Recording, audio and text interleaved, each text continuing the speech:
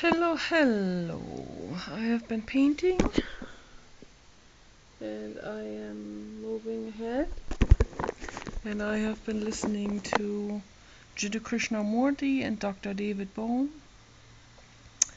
and Dr. Parsharay was in the conversation as well in at Brockwood Park, England, 1974.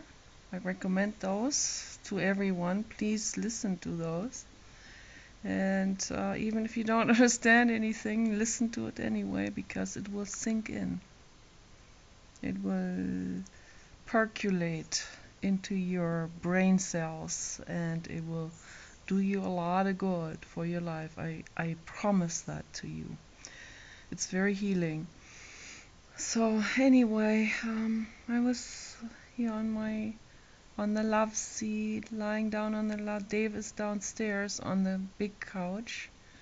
And I was on this love seat with my legs hanging over into my recliner, listening to the Krishnamurti and the other people talk, and I have it on speaker, so not on headphones, I have it on regular speaker on my Chromebook, and I have it at about normal room voice set, and so I'm listening to them as I envision them being right here in the room with me, and I listen to them all day long, and I listen to them when I go to sleep as well. And when I have that streaming, then I don't have so much fear, and usually I have a lot of fear of ghosts. That is very embarrassing to admit this, but it's still the truth, and I am certain that there's a lot more people too in this world who have that fear and phobia, but they will not talk about it because it's being ridiculed, of course, by society. But the vast majority of society do believe in it, but at the same time, they will outwardly ridicule it. That's why so many people are ashamed to even admit that they are religious. Yeah, I don't even want to get into that right now, but I got to thinking about the words Maya, illusion, and reality, and what we perceive as reality, and the words pride, shame, and the word joy. I think this is very important that people start to think about these words and the true meaning of it. What is joy? Is joy pleasure? Yeah. I want you to think about this. What is pleasure and what is joy? And what does it mean to be mesmerized by something?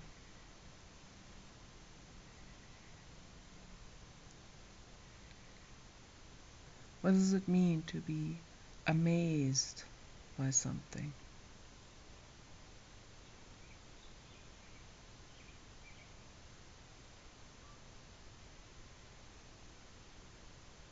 What does it mean to be impressed? Okay. The word impressed versus the word joy. That came to mind, and I was pondering over this, and I thought, okay, this is a worthwhile subject to make a video about and to convey to my friends out there on Facebook and whoever watches that, and YouTube, Facebook, YouTube, anyone out there. So What is it? What is it to you? What does it mean to you when you say, I am impressed with something? What does it mean? And what do you feel? And what is your concept? What do you think of when you say the word joy? Or think the word joy? And what is your perception of that? And what is your perception of the word pleasure? And David Foster Wallace also touched on this in his interviews, and also on a more and on a deeper and on a more artistic level in his novels. And a true genius, I could never write like this, like endlessly spinning out these social dynamics, and explaining them and making that into such a long-lasting dialogue and storyline. It's very, very amazing for me to see what he was able to do. I very much envy that. And he got points across to people with this. People started to feel something, they felt like they could identify with some of the characters, and they could starting to see different perspectives on different characters, that the one character that is initially appears to be a very bleak and kind of uncaring person, and later on is revealed as more caring. Well, this right there shows me that he's way more advanced than I am, because I'm still approaching society from a very dualistic viewpoint. I have to admit that. I have to admit it mainly to myself, because my end goal is certainly very different from that mindset, from that state of mind that I have right now.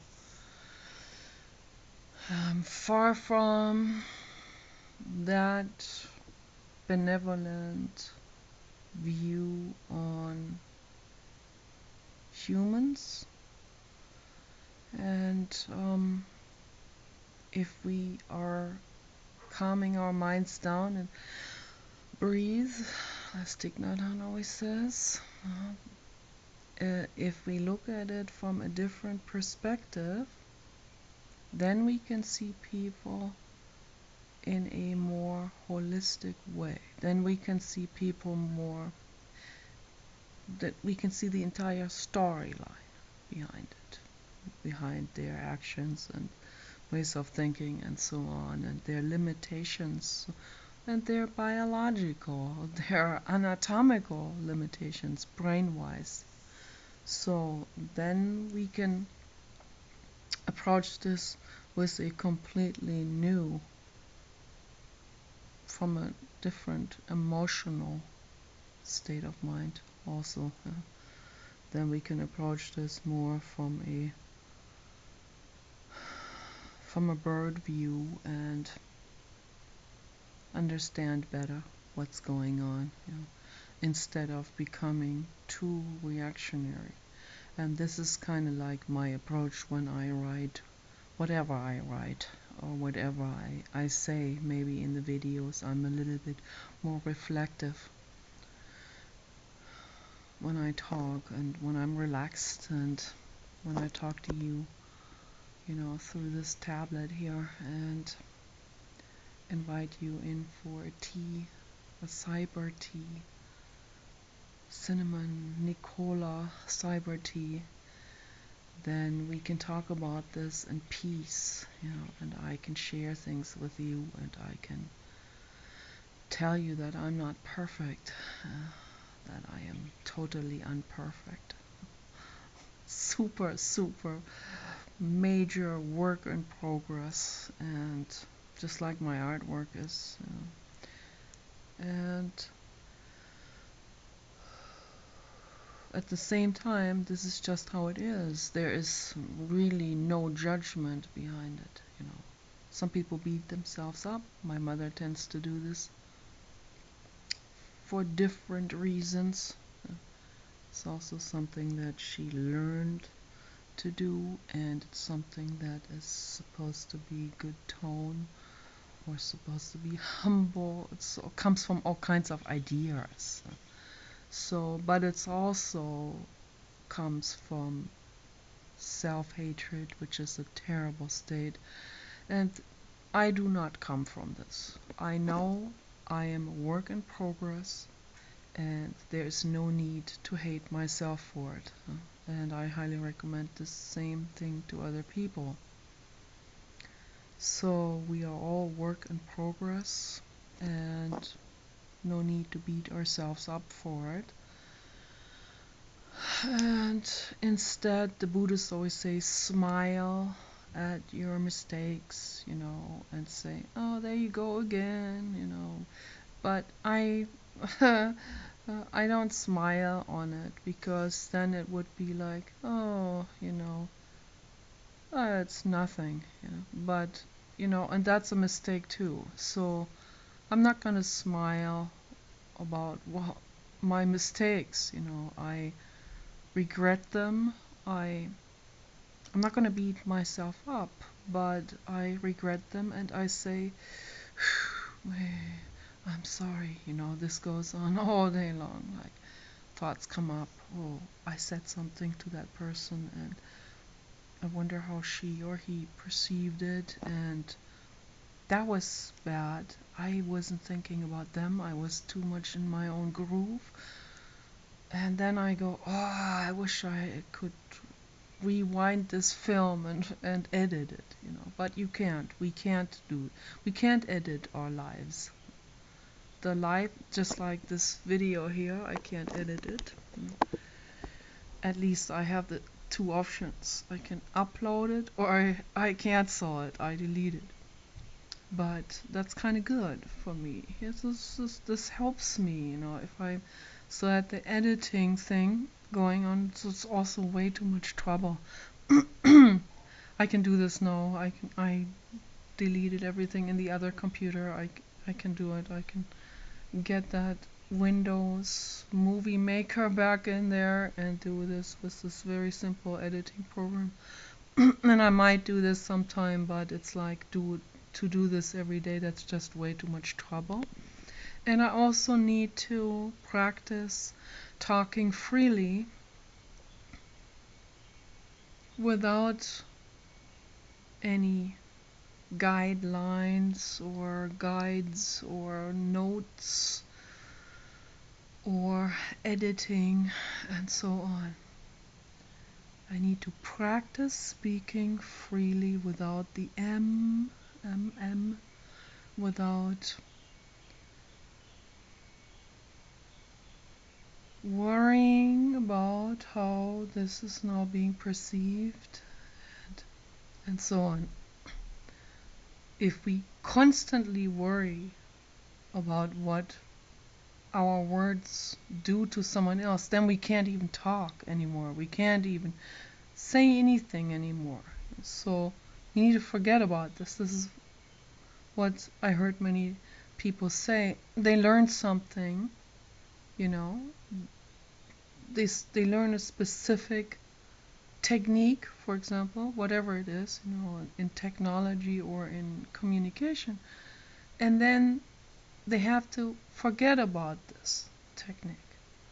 Not erase it, but forget about it, not focus on it anymore. And let it guide and help and give you some kind of focus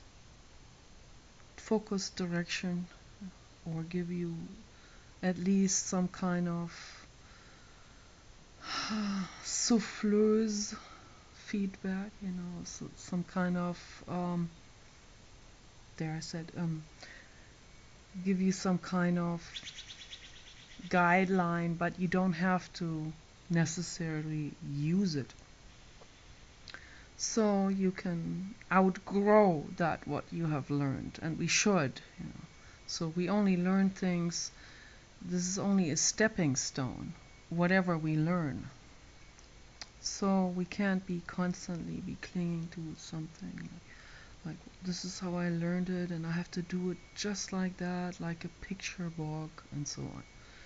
And that's not how it's gonna work in life. And I was thinking about what I see on the internet. There's a lot of people, a lot of mental people, a lot of troubled people, but they sort of function and then they're regarded as normal by society. Normal implying they are well and they are wholesome, whatever. But it is the extreme opposite of wholesomeness, and it may be normal because it's the norm, it's the average, the so-called statistical mean. That is the mainstream, the main graph in the coordinate system. That's where most of the dots fall into it. That's what people call normal. Yeah, you can call it normal, but it doesn't imply that it is wholesome and ideal. I've been trying to get this point across to my mother, but it seems to be very difficult for her to understand this, because whatever is the norm to her is the ideal. And this seems to be the case with a lot of Stockholmers, the so-called Stockholm syndromers out there, and I think a vast majority of the population on Earth is like that. Whatever authority says, that is it. That's the given. Questioning that does not occur in the brain. And that is what Jiddu Krishnamurti calls extreme irresponsibility. And that is what we need to deconstruct. We need to deconstruct authority, obedience, oppression, and submission. That has to be deconstructed 100%, or we cannot come to any decent solutions here on Earth. So it's utter irresponsibility to submit yourself to a mainstream dictation of any sort, whether that is accepting the status quo, establishment, corporate agenda, propaganda that you are being fed on a daily basis through your favorite radio shows and TV programs and YouTube channels and so on. And that brings me now to that very subject that I was pondering over when I was lying down here on my love seat. I was thinking about people getting very easily mesmerized and impressed.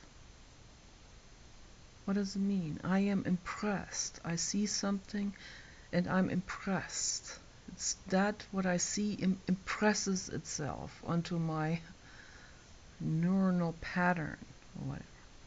And I let that impress me. I let that basically dictate to me without questioning. And that situation, in opposition to the feeling of joy, I see something. I see a tree. And in this moment of true perception, that's what they were also talking about. The moment you are perceive, you really perceive, there is no thought. Okay. Perception without thinking. Thinking immediately implies concepts, the things we have learned, labeling, trying to dissect, trying to analyze things and so on. Now, what's that tree made out of? And people will never fully get what the tree is made out of. But why bring this in? Why? And my husband does that very much. He is very caught up with that, to the point where it takes all joy out of it, out of the situation. Only very rarely is his mind relaxed enough that he can feel the joy of this landscape and that moment and that energy, and then the cheeks fill with blood, and the facial expression changes, and I see that because I see him. I don't see myself in those moments, so otherwise I would reflect on my own facial expression shift, which is most likely happening in those situations as well. So I don't know if he has observed me. He does observe me sometimes, and sometimes he's right about it. Sometimes he's a bit too happy with a very superficial explanation of things, and that is not sufficient enough for me, for my brain. My brain likes to dig very deep, as you all know. And some people don't like it, some people criticize that. That's fine, move on, go to someone else. I, here on this channel, I am diving deep into it, into the matter, as deep as I can. So, looking at the tree, I always use this example. They have used this example as well, and I think the example is right there for our use, because sensitive people often are surrounded by trees. They seek out trees, they don't chop them down, versus insensitive people chop the trees down. And we looked at the property once, and they cut all the trees down on that property, made a silly little golf course out of it, and they were all excited. They thought they got a customer, and then they're talking about the tree huggers and da da da da da, not noticing anything about us. So I finally said, I'm a tree hugger, and I like trees, and I would have bought this property if the trees were still all standing. And the facial expression you should have seen on that woman's face. Whoa, she got really pale. Her jaw dropped. That was a jaw-dropping statement for that person who came straight from Las Vegas into the backwoods with the nerve to cut those trees down. That's my property now. I own all of this. No, it doesn't work that way. And that's why I make these videos, because I'm hoping to sort of somehow reach, somehow get this point across. If I'm getting angry, then I don't know if I can get this point across. I don't want to use shame, that's exactly what I don't want to use. But that I feel frustrated and angry, that should be very clear, that should be understood without me having to justify myself. And for me to see trees being cut down whether it's on people's private properties or not. The government has sold millions of acres to private people in some kind of backroom deals. And then the Republicans will say to us at some kind of ranger station, they'll say, "Oh, I see, you want to see that Julia Hill." And the first question that they always hear everyone say, and they have to regurgitate it, is, "Oh, would you want someone to come into your backyard?"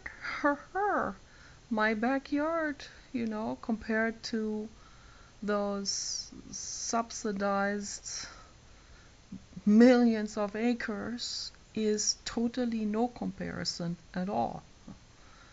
So, and yeah, if I have a backyard of an acre or half an acre, the other house has a quarter, or yeah, like a quarter of an acre. We not only not chop anything off on there, we let saplings grow into amazingly large cubic hedges and let it sprout and bloom and live and thrive. That's what we do, even on a quarter of an acre. And these people, they get millions of acres of old growth forests, and they chop those off because they make a bit of a money on that, and they get their subsidies, and they get, with our tax money that we pay, it's painful. That's why Julia Hill did not want to pay that. She was fined and she didn't. And I understand. I fully understand. She shouldn't even have been fined. She didn't do anything wrong. So anyway, it goes. These subjects, they all tie in with one another, as you can see. Just the use of language, just our very momentary perception of things can either add to making the world better or go backwards in the other direction. So that's why I want to bring awareness to this, because our very perception,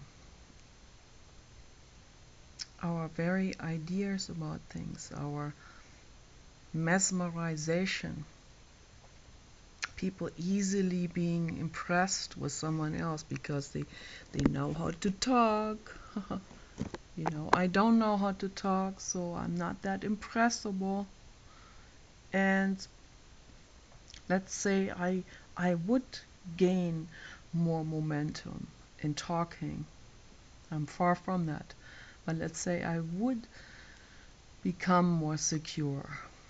And then what? Then I would impress someone, then maybe I would get more views. But do they understand what I'm saying is the question. So most people at this point, they'll just, "Oh, what a weirdo," and they turn it off. That's all cool, and they would probably not understand it if they did listen. If it was, someone else talking. If it was Rush Limbaugh with his voice and with his macho self-esteem and impressible, and if he said all this, then the same words, or if I used a computer voice or something, people will still not understand probably what I'm talking about. But that I cannot control.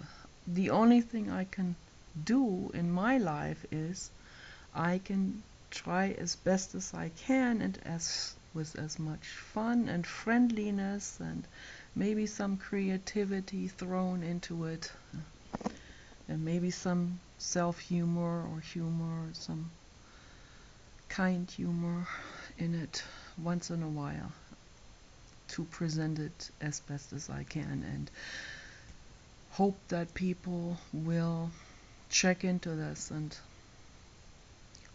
do more research and do more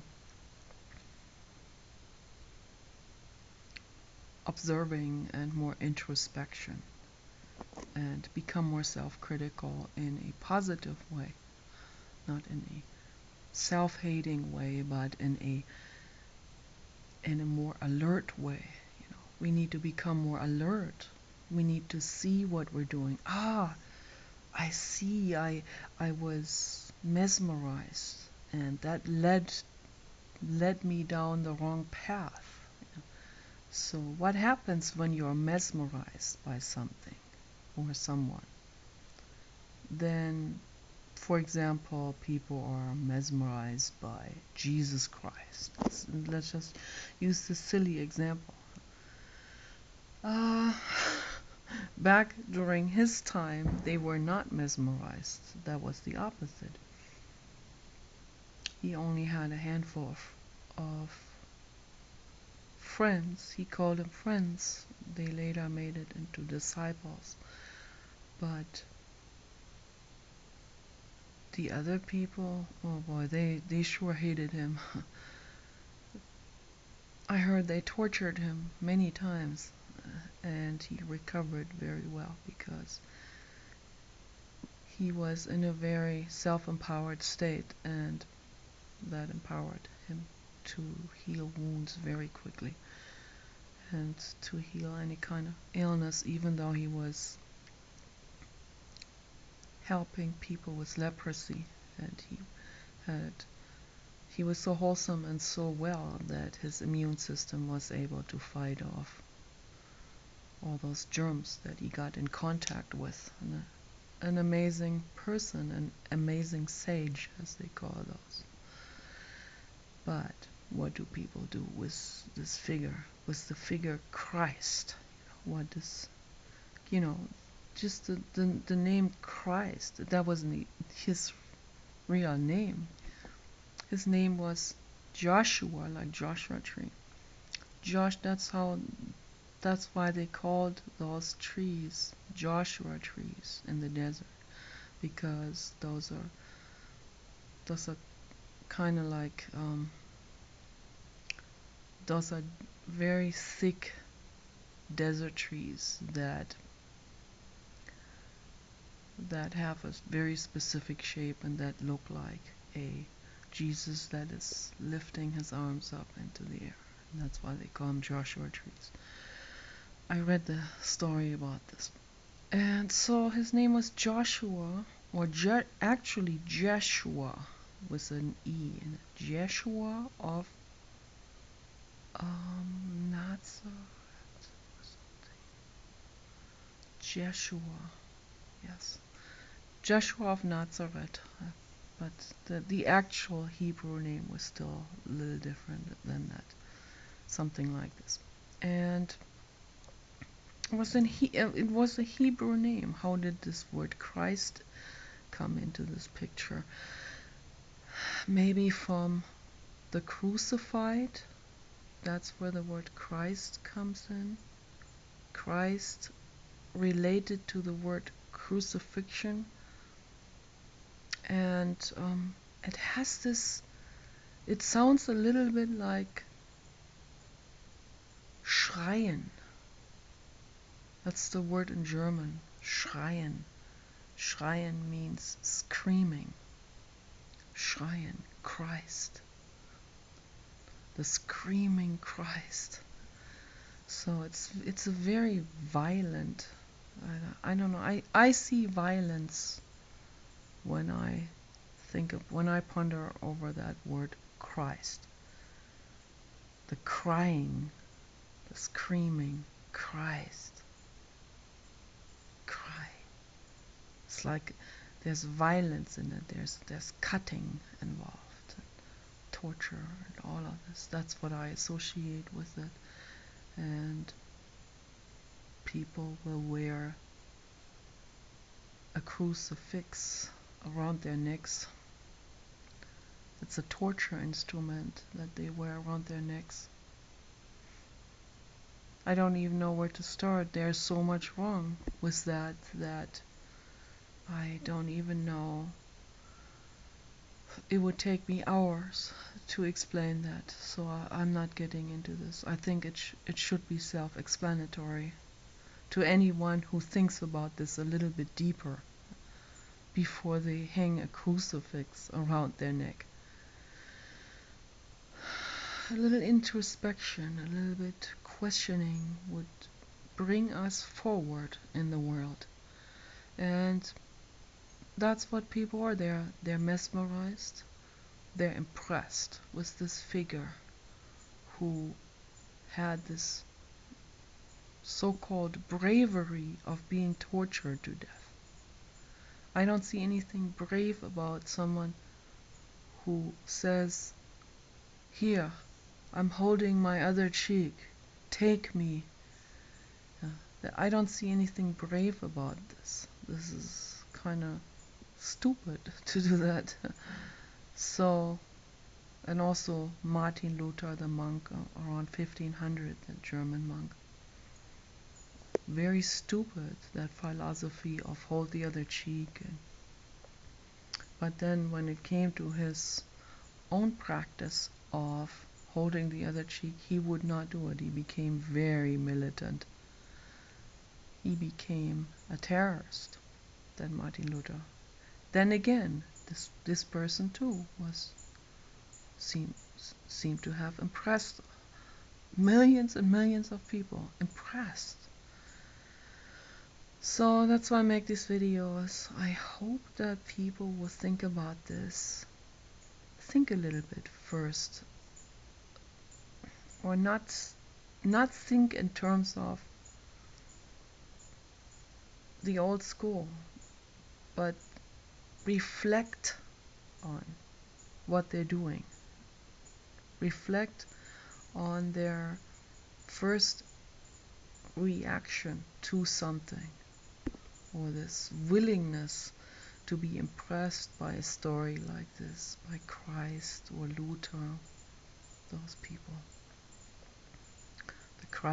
The way the Christ is depicted by other people, which is not the truthful image of that person.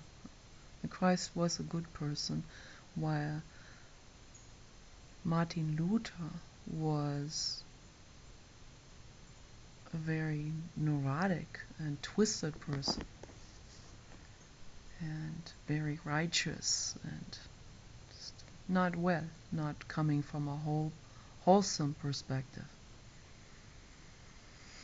Not indigo yet, I would say stagnator level, which is level 1.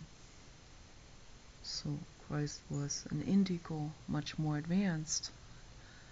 Then he impressed people. That is not the point of what he was doing.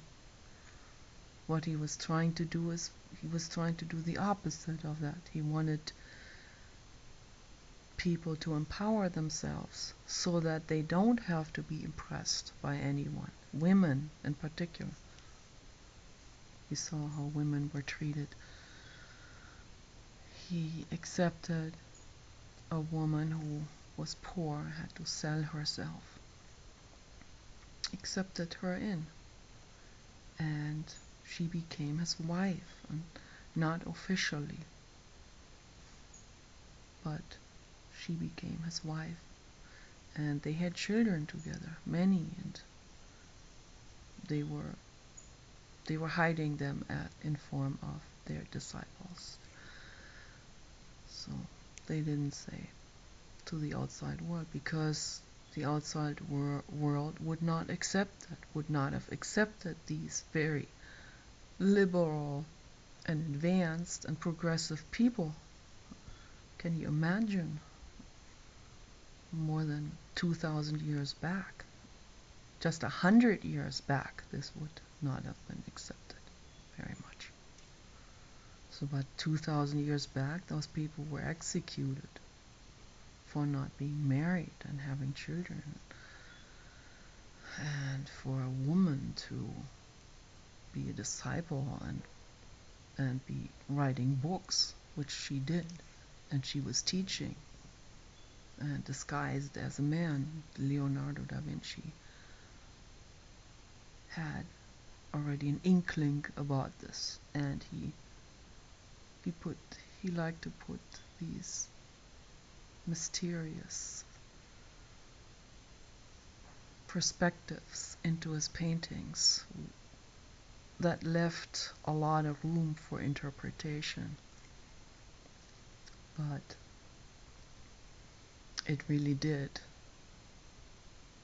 So he depicted Mary Magdalene as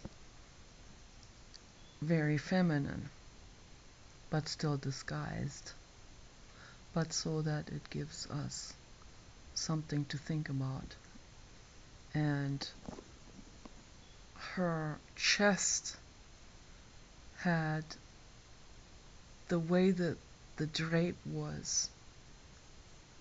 There could have been a baby in there. So breastfeeding while she was sitting to the right of Jesus at the dinner table. Very interesting. Very interesting. Absolutely. And I believe it. I believe that she was his main disciple, and that she was teaching and writing, and he taught her all of that, and she was very intelligent, and he empowered her, and he empowered many others, and he gave people foot massages with nice essential oil balms, and he knew much about herbs. Many of these things got lost and got revised, and that didn't fit with the Roman Empire that took over, took over this, made something else out of Jesus, made Christianity out of it, and forced everyone in Europe to convert to that or they would be killed. And people were not allowed to use herbs, because they didn't want people to be empowered. That's what it was. They made the pagan god into the devil. They stole the European god, Pan. Pan was the fertility god, the god of harvest and abundance and nature.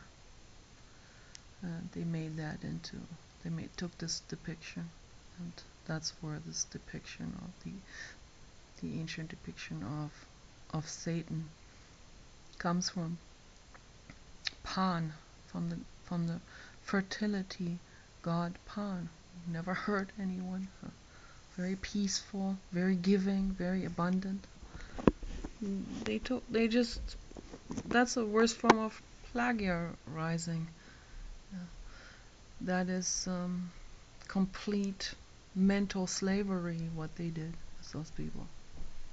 And then the future generations, then they just latched on to this new version, and they were made to be afraid of that Pan, and they called him the accuser, Satan. Yeah, making a video. Satan means the accuser in Hebrew. And Satan, I am accusing you. So the person who is accusing someone is not tolerated. It's a bad guy, bad person. And if a woman was doing it, she would be immediately stoned to death. And so that's how they twisted these things around. And then people caught on to it. They were impressed again, and they were accepting it. When people are impressed with something that appears to be very authoritarian, most people, when they see someone come up to them and say, oh, you need to be good to this tree. They laugh. They say you are ridiculous. But if I go up to them and say, you need to value this tree, and I am authoritative, then there's an energy shift. Then they could be more leaning in the direction of accepting it because I'm authoritative.